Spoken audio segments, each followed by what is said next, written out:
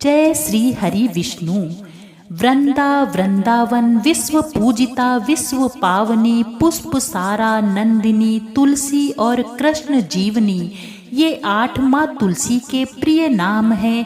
प्रतिदिन इन 8 नामों का स्मरण करने से सभी प्रकार के संकट दूर होते हैं। कार्तिक मास के शुक्ल पक्ष की एकादशी को देवोत्थान यानी देव उठनी एकादशी का पर्व मनाया जाता है। इस एकादशी पर तुलसी विवाह का सबसे ज्यादा महत्व होता है। पूर्ण विधि विधान के साथ तुलसी विवाह का पूजन किया जाता है। मान्यता है कि जो व्यक्ति तुलसी विवाह का अनुष्ठान करता है उसे कन्यादान के बराबर पुण्य फल प्राप्त होते हैं। ब्रह्म वैवर्त पुराण की एक कथा के अनुसार भगवान शालिग्राम और माता तुलसी के विवाह के पीछे की एक प्रचलित कथा है। दरअसल शंखचूर्ण नामक दैत्य की पत्नी वृंदा अत्यंत सती थी। शंखचूर्ण को परास्त करने के लिए वृंदा के सतीत्व को भंग करना जरूरी था। माना जाता है कि भगवान विष्णु ने छल से रूप बदलकर वृंदा का सतीत्व भंग कर दिया और उसके बाद भगवान शिव ने शंखचूर्ण का वध कर दिया।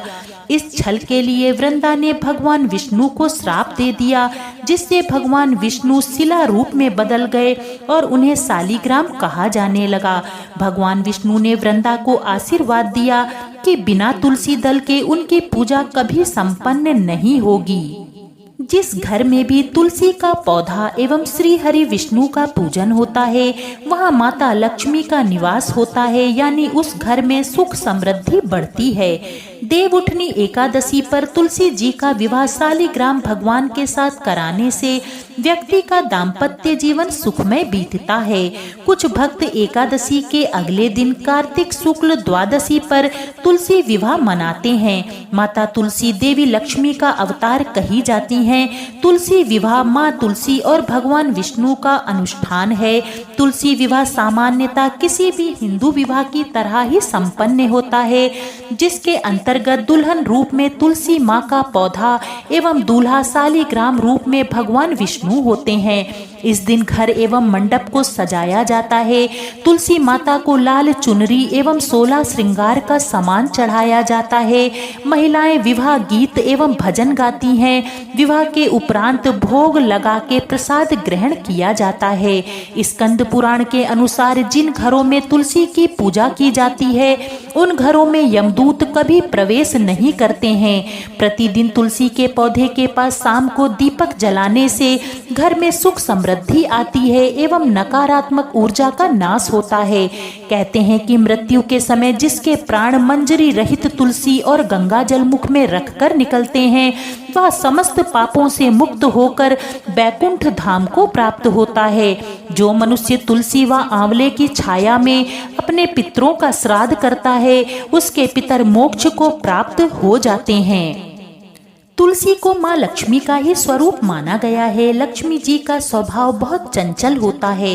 वह एक स्थान पर ज्यादा समय तक नहीं ठहरती हैं। ऐसे में यदि आप एकादशी के दिन तुलसी से जुड़ा यह उपाय करते हैं तो माँ लक्ष्मी का आपके घर में सदैव ही ठहराव बना रहेगा। सनातन धर्म में तुलसी को माँ लक्ष्मी का स्वरूप माना जाता है।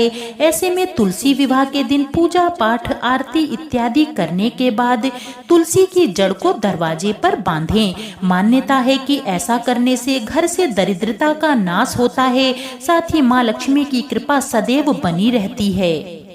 देवउठनी एकादशी के दिन दरवाजे पर तुलसी की जड़ को बांधने के लिए सबसे पहले एक शुद्ध लाल रंग का कपड़ा लें। इसके बाद उसमें तुलसी की जड़ को अक्षत समेत बांध दें। फिर इस कपड़े को घर के मुख्य द्वार पर बांध दें। मान्यता है कि ऐसा करने से घर में माँ लक्ष्मी का स्थायी वास होता है। इसके अलावा अगर आप चाहें तो माँ लक्ष्मी के चरण को प्रतीक रूप में दरवाजे पर लगा सकते हैं। इसके अलावा शुभता का प्रतीक स्वास्तिक चिन्ह भी आज के दिन दरवाजे पर लगाना अत्यंत शुभ माना जाता है।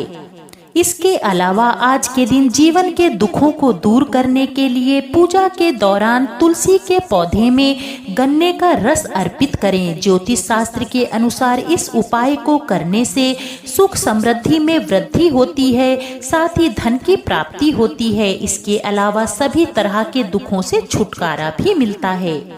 देव उठनी एकादशी के दिन पूजा के समय तुलसी के पौधे में जल और हल्दी मिला करके जल अर्पित करें। इस दौरान सच्चे मन से मुरादें पूरी होने के लिए माता तुलसी से प्रार्थना करें। मान्यता है कि इस उपाय को करने से साधक की सभी इच्छाएं जल्द पूरी होती हैं और जीवन खुशहाल बनता है। तो प्रेम पूर्वक बोलिए माता तुलसी और शालिग्राम भगवान की जय।